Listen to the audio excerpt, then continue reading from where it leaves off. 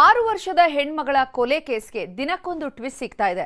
ಆಂಟಿಯ ಪ್ರಿಯಕರ lock ಆದ್ರೂ Kiladi aunty ಮಾತ್ರ ಸಿಗ್ತಾ ಇಲ್ಲ. ಹೀಗಾಗಿ ಇಡೀ ಪ್ರಕರಣದಲ್ಲಿ 10 ಅನುಮಾನಗಳು ಹುಟ್ಕೊಂಡಿವೆ. ಪೊಲೀಸರ ಮೇಲೆಯೇ ಅನುಮಾನದ ಕಣ್ಣು ಬೀಳುವಂತೆ ಮಾಡಿದೆ.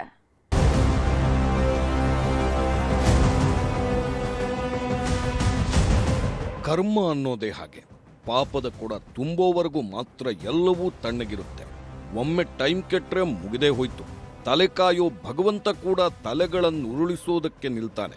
ಪಾಪಾತ್ಮರ ಪಾಲಿಗೆ ಪ್ರಾಯಶ್ಚಿತವೇ ಇಲ್ಲದಂತಾಗುತ್ತೆ. ಈ ಹೆಣ್ಮಗಳ ಪಾಲಿಗೂ ಈಗ ಪಾಪದ ಕೊಡ ತುಂಬಿ ತುಳುಕ್ತಿದೆ. 19 ವರ್ಷದ ಸಂಸಾರವನ್ನ ಕೈಬಿಟ್ಟಿದ್ಲು. ಗಂಡ ಮಗಳನ್ನ ಬಿಟ್ಟು ಕಂಡೋರ ತೆಕ್ಕೆಗೆ ಬಿದ್ದಿದ್ಲು. ಹೈಫೈ ಜೀವನದ ಹುಚ್ಚು ಹಿಡಿಸ್ಕೊಂಡವಳು ಬಂಗಾರದಂತ ಸಂಸಾರವನ್ನೇ ಸರ್ವನಾಶ ಮಾಡಿದ್ಲು. ಕೊನೆಗೆ ಪ್ರಿಯಕರನ ಮೋಹಕ್ಕೆ ಬಿದ್ದು ಮಗಳ ಕಥೆಯನ್ನೇ ಮುಗಿಸ್ಬಿಟ್ಟಿದ್ಲು.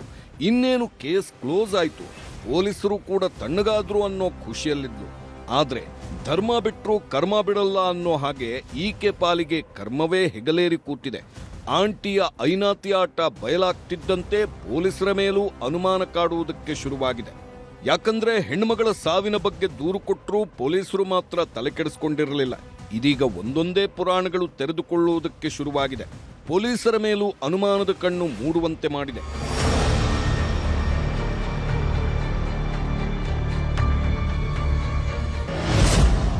ಮೋಹದ ಬಲೆ, ಕರುಳ ಕುಡಿಯ ಕೊಲೆ. ವೆನ್ನೆಲಾ ಕೊಲೆ ಕೇಸ್ಗೆ ಟ್ವಿಸ್ಟ್ ಮೇಲೆ ಟ್ವಿಸ್ಟ್. ಪಾಪದ ಕೊಡ ತುಂಬಿದಾಗ ಎಂಥವರಾದ್ರೂ ತಗಲಾಕೊಳ್ತಾರೆ ಅಂತಾರಲ್ಲ, ಇದಕ್ಕೆ ನೋಡಿ. ಈತ ಸಾವಿರಾರು ಕೋಟಿ ಒಡೆಯ, ಈಕೆ ಚಿನ್ನಾಟದ ಚೆಲುವೆ. ಇಬ್ಬರದ್ದೂ ಹೇಳ್ಕೊಳ್ಳೋದಕ್ಕೆ ಆಗದ ಸಂಬಂಧ. ಕಾಲೇಜಿನಲ್ಲಿ ಲವರ್ಸ್ ಆಗಿದ್ದವರು 19 ವರ್ಷದ ನಂತರ ಬೆಸೆದುಕೊಂಡಿದ್ರು. ಹಳೆ ಹುಡುಗನ ಸಾಂಗತ್ಯ ಸಿಕ್ತಿದ್ದಂತೆ ಮನೆ ಮಠವನ್ನೇ ಮರೆತು ನಿಂತವಳು ಹೈಫೈ ಜೀವನದ ದಾಸಿಯಾಗಿದ್ಲು. ಇದೇ ಈಗ ಕರುಳ ಕುಡಿ ಪಾಲಿಗೆ ಯಮಪಾಶವಾಗಿ ಸುತ್ತಕೊಂಡಿದೆ. ವಕೀಲೆ ಪ್ರಿಯಾಂಕಾ ಉದ್ಯಮಿ ಮೋಹನ್ಗೆ ಅಕ್ರಮ ಸಂಬಂಧ ಬೆಸೆದುಕೊಂಡಿತ್ತು. ಆದರೆ ಇವರಿಬ್ಬರ ಸಂಬಂಧಕ್ಕೆ 6 ವರ್ಷದ ಮಗು ವೆನ್ನೆಲಾ ಅಡ್ಡಿಯಾಗಿತ್ತು. ಮಾರ್ಚ್ 21ನೇ ತಾರೀಕು ಪ್ರಿಯಾ ಹಾಗೂ ಮೋಹನ್ ಮದುರೈಗೆ ಟ್ರಿಪ್ ಹೋಗಿದ್ರು. 3 ದಿನ ಮಜಾ ಮಾಡಿಕೊಂಡು ಬರ್ತಿದ್ದಂತೆ ಮಾರ್ಚ್ 24ನೇ ತಾರೀಕು ಇದೇ ಮೋಹನ್ ಕಾರಿನಲ್ಲೇ ಮಗುವನ್ನ ಕೊಲೆ ಮಾಡಿದ್ದ. ಹೊಟ್ಟೆಗೆ ಒದ್ದು ಬಾಯಿ ಮುಚ್ಚಿ ಉಸಿರುಗಟ್ಟಿಸಿ ಕೊಂದಿದ್ದ.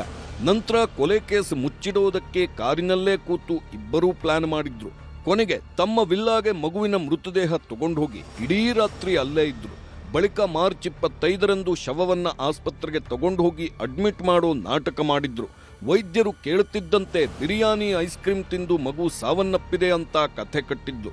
ಕುಟುಂಬಸ್ಥರ ಬಳಿಯೂ ಇದನ್ನೇ ಹೇಳಿ ಮಾರ್ಚ್ 25ರಂದು ಹೊಸಕೋಟೆಯ ರುದ್ರಭೂಮಿಯಲ್ಲಿ ಅಂತ್ಯಕ್ರಿಯೆ ಮಾಡಿ ಮುಗಿಸಿದ್ರು. ಬಂದ್ಬಿಟ್ಟು ಪ್ರವೀಣ, this is not accidental death, this is not unnatural death, ಇಲ್ಲಿ ಮೋಸದ ಸಾವು ನಡೆದಿದೆ, ಇಲ್ಲಿ this is a murder, this is homicide ಅಂತ ನಮ್ಮ ಅಕ್ಕ ಫಸ್ಟ್ ನನಗೆ ಕನ್ಫರ್ಮ್ ಮಾಡಿದ್ದು ಸರ್. ಅದನ್ನ ಅವ್ರು ಹೇಳಿದ ಮೇಲೆ ನನಗೆ ಗೊತ್ತಾಗಿದ್ದು, ನನ್ನ ಮಗಳಿಗೆ ಇಷ್ಟೆಲ್ಲ ಕಷ್ಟ ಕೊಟ್ಬಿಟ್ಟು ಸಾಯಿಸಿದಾರೆ ನನಗೆ ಅವಾಗ್ಲೇ ಗೊತ್ತಾಗಿತ್ತು ಸರ್. ಮಗಳನ್ನ ಕೊಂದು ಮಣ್ಣು ಮಾಡಿದವರು ಹೇಗೋ ಬಚಾವಾದ್ವಿ ಅನ್ನೋ ಖುಷಿಯಲ್ಲಿದ್ರು. ಆದ್ರೆ ಮಾಡಿದ ಪಾಪ ಬಿಡ್ಬೇಕಲ್ಲ. ಪ್ರಿಯಾಂಕಾಳ ಸಹೋದರನೇ ತಂಗಿ ಬಗ್ಗೆ ಅನುಮಾನ ವ್ಯಕ್ತಪಡಿಸಿದ್ದ. ಮಾರ್ಚ್ 25ರಂದು ವೆನ್ನೆಲಾ ಶವ ನೋಡಿದ್ದ ಪ್ರಿಯಾಂಕಾ ಅಣ್ಣ ರಾಘವೇಂದ್ರನಿಗೆ ಅನುಮಾನ ಶುರುವಾಗಿತ್ತು. ಯಾಕಂದ್ರೆ ವೆನ್ನೆಲಾ ಮೂಗಿನಲ್ಲಿ ರಕ್ತ ಬಂದಿದ್ದನ್ನ ರಾಘವೇಂದ್ರ ಗಮನಿಸಿದ್ದ. ಈ ವಿಷಯವನ್ನ ವೆನ್ನೆಲಾ ತಂದೆ ಪ್ರವೀಣ್ಗೆ ತಿಳಿಸಿ ಕಾಡುಗೋಡಿ ಸ್ಟೇಷನ್ನಲ್ಲಿ ತಂಗಿ ವಿರುದ್ಧ ದೂರು ನೀಡಿದ್ದ. ಆದ್ರೆ ಮಾರ್ಚ್ 25ರಂದು UDR ಮಾಡಿದ್ದ ಪೊಲೀಸರು ಅಲ್ಲಿಗೆ ಸೈಲೆಂಟ್ ಆಗಿ ಹೋಗಿದ್ರು. ಆದ್ರೆ ಮಗುವಿನ ತಂದೆ ಪ್ರವೀಣ್ಗೆ ಪೋಸ್ಟ್ ಮಾರ್ಟಮ್ ವರದಿ ಬಗ್ಗೆ ಅನುಮಾನ ಕಾಡ್ತಿತ್ತು. ಹೀಗಾಗಿ ತನ್ನ ಅಕ್ಕ ಡಾಕ್ಟರ್ ಪೂರ್ಣಿಮಾಗೆ ವರದಿ ಕಳಿಸಿದ್ರು. ಆಗಲೇ ಕೊಲೆ ಅನುಮಾನ ದಟ್ಟವಾಗಿದ್ದು.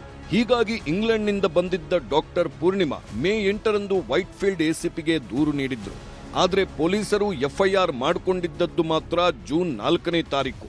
ಯಾವಾಗ FIR ಬಿತ್ತೋ 2 ದಿನಕ್ಕೆ ಪ್ರಿಯಕರ ಮೋಹನ್ ಅರೆಸ್ಟ್ ಆಗಿದ್ದ. ಪ್ರಿಯಾಂಕಾ ಮಾತ್ರ ಎಸ್ಕೇಪ್ ಆಗಿದ್ದಾಳೆ. ಬಾಲಕಿಯ ಕೊಲೆ ಕೇಸ್ನಲ್ಲಿ ದೊಡ್ಡದಾಗಿ ಅನುಮಾನ ಮೂಡಿಸ್ತಿರೋದೇ ಪೊಲೀಸರ ಮೇಲೆ.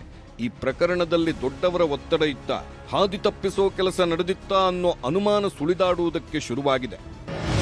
ಕೊಲೆ ಆಗಿದ್ದು ಮಾರ್ಚ್ 24ಕ್ಕೆ, ಆದ್ರೆ FIR ಆಗಿದ್ದು ಜೂನ್ 4ಕ್ಕೆ.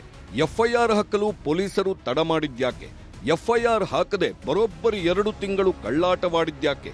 ಪ್ರಕರಣದ ಆರಂಭದಲ್ಲೇ ತನಿಖೆಯ ದಿಕ್ಕು ತಪ್ಪಿಸಿದ್ರ ಪ್ರಿಯಾಂಕಾ ಎಸ್ಕೇಪ್ಗೆ ಪೊಲೀಸರು ನೆರವು ನೀಡಿದ್ರ, ಸಾಕ್ಷ್ಯನಾಶಕ್ಕೆ ಪೊಲೀಸರೇ ಅವಕಾಶ ಕೊಟ್ರ ಅನ್ನೋ ಪ್ರಶ್ನೆ ಎದ್ದಿದೆ.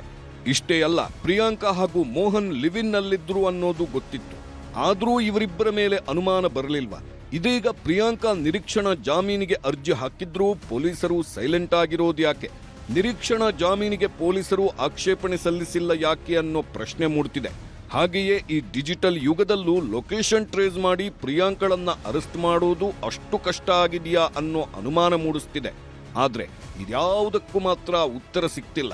ಒಂದು ಚಾರ್ಜ್ ಶೀಟ್ನಲ್ಲಿ ಆಗ್ತಾ ಇರುವಂಥ ವಿಳಂಬಗಳಿರ್ಬೋದು ಅಥವಾ ಕನ್ವಿಕ್ಷನ್ ರೇಟ್ ಬಗ್ಗೆ ಇರ್ಬೋದು, ಅದನ್ನು ನಾನು ನಾಡಿದ್ದು ಮೀಟಿಂಗ್ ಕರೆದಿದ್ದೀನಿ. ಇಲ್ಲ, ಒಂದು ನಿಮಿಷ. It is not only with respect to ಇದು ಕೇಸ್ ಅಂತಲ್ಲ. ನನಗೂ ಸಾಕಷ್ಟು ಜನ ಸಾರ್ವಜನಿಕರು ಇವತ್ತು ಬೆಳಿಗ್ಗೆ ಬಂದಾಗಿ ಸರ್ ಕೇಸ್ ಆಗಿದೆ, ಇನ್ನು ಚಾರ್ಜ್ ಶೀಟ್ ಆಗ್ತಾ ಇಲ್ಲ ಅಂತ ಸಾಕಷ್ಟು ಜನ ಹೇಳಿದ್ರು. ಅಂಥದ್ದು ಎಲ್ಲೆಲ್ಲಿ ಯಾವ್ಯಾವ ಸ್ಟೇಷನ್ನಲ್ಲಿ ಇದೆ ನೋಡ್ತೀವಿ. ಇದು ಬಂದು ಸ್ಟೇಷನ್ಗೆ ಸೀಮಿತ ಇಲ್ಲ. ಇದು ವಿ ವಿಲ್ ಟೇಕ್ ಆ್ಯಕ್ಷನ್. ಯಾರು ಚಾರ್ಜ್ ಶೀಟ್ನಲ್ಲಿ ವಿಳಂಬ ಮಾಡ್ತಾ ಇದ್ದಾರೆ, ಉದ್ದೇಶಪೂರ್ವಕವಾಗಿ ಅವರು ವಿಳಂಬ ಮಾಡ್ತಾ ಇದ್ದಾರೆ ಸಬ್ಮಿಟ್ ಮಾಡಲಿಕ್ಕೆ, ಅಥವಾ ಪ್ರಾಸಿಕ್ಯೂಷನ್ನಲ್ಲಿ ಏನು ತಾರತಮ್ಯಗಳಾಗ್ತಾ ಇವೆ ಅದೆಲ್ಲನೂ ಸರಿಪಡಿಸೋ ಜವಾಬ್ದಾರಿ ನಮ್ಮದಾಗಿದೆ. ಮುಂಬರುವ ದಿನಗಳಲ್ಲಿ ಅದೆಲ್ಲನೂ ಸರಿಪಡಿಸ್ತೀನಿ.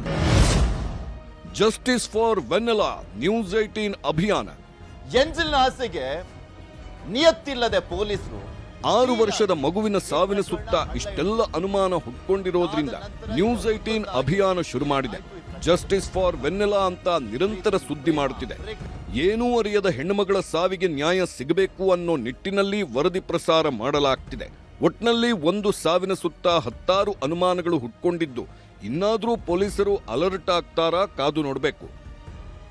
Madesh, crime bureau, news 18 Bengaluru.